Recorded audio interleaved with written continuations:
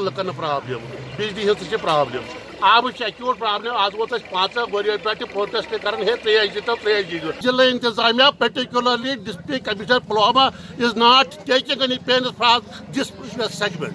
कुछ नहीं करते हैं। देखो लोग बावला करते हैं। अब बेटिया यहाँ तरस आई है पानी के। जो उनको लाइन पुरानी जाती है वो बेसिकली ओल्ड लाइन है, तकरीबन 30 साल पहले की लाइन है।